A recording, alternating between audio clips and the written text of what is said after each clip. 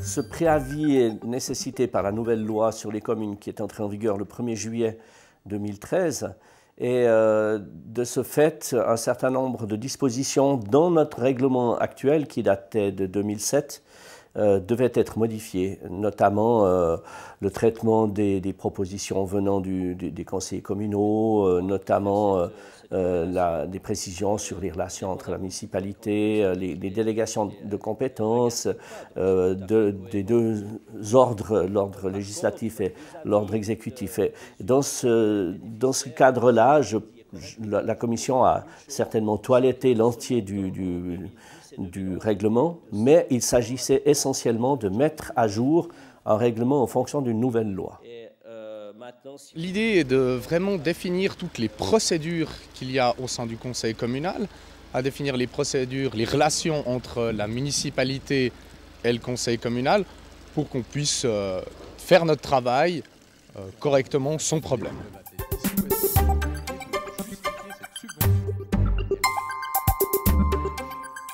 À Vevey, nous avions un règlement extrêmement développé avec plus d'une centaine d'articles, si bien que le besoin était en fait de comparer ce que nous avions en cours avec les nouvelles dispositions légales. Il y a des vraies nouveautés très importantes qui sont apparues dans cette loi, qui sont notamment le résultat de constats ou de problèmes qui sont nés dans l'ensemble des communes, enfin dans certaines communes vaudoises. Et le Conseil d'État a voulu donner une explication ou une règle simple à appliquer.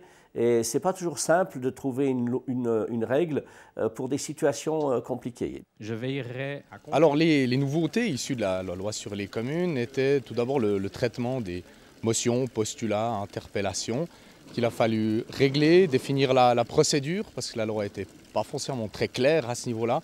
Nous avons décidé d'y insérer une procédure de traitement pour bien définir, pour éviter toute erreur.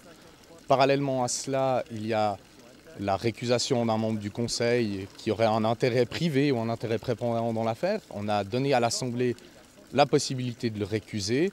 Un autre point essentiel où on s'est penché, c'est sur le fait de destituer un membre d'une délégation intercommunale, comme on le fait pour les commissions. C'est-à-dire si un membre du conseil quitte un groupe ou est exclu d'un groupe, le siège appartient au parti et pas à la personne. Chose qu'on avait vécue à Montreux ces derniers temps et qu'on a voulu corriger de manière formelle.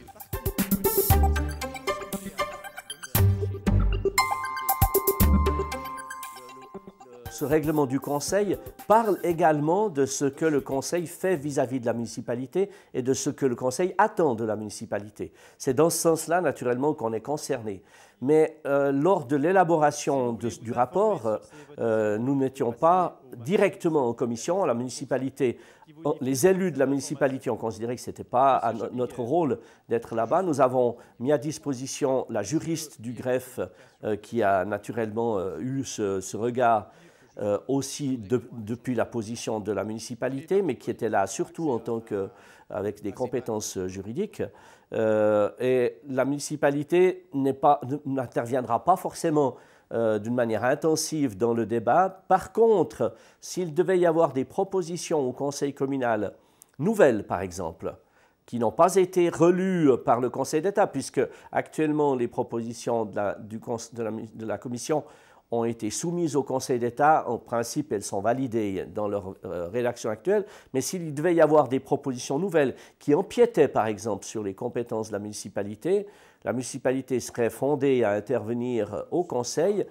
Et après coup, lorsqu'il y aura la nouvelle validation par le Conseil d'État du texte définitif après le débat du Conseil communal, on pourrait imaginer que si la municipalité estimait que l'une ou l'autre des nouvelles dispositions contrevenaient à la loi sur les communes, elle attirerait l'attention du Conseil d'État sur cette disposition.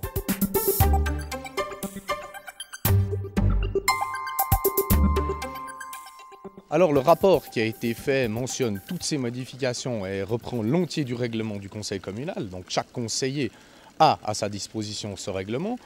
La municipalité et les services de la commune vont également réimprimer ce document pour qu'il soit à disposition de l'ensemble des conseillers. Et lors des séances, le président a à disposition sur son bureau le règlement du conseil en cas de doute ou en cas de litige. Donc on a toujours à disposition ce document et notre secrétaire qui peut aller rechercher l'article en question si besoin est.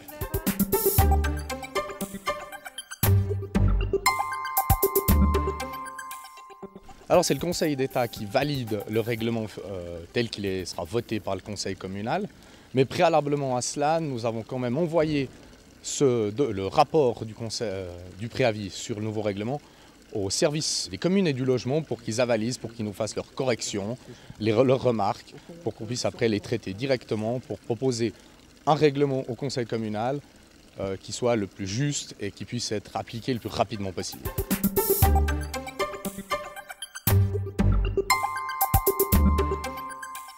Il devrait apporter un supplément de sérénité dans les relations entre la municipalité et le conseil. À Vevey, nous avons connu passablement d'accrochages entre les deux autorités. Peut-être que les compétences étaient mal définies ou que des habitudes ont été prises dans l'un et l'autre des pouvoirs quant à l'expression de ces compétences.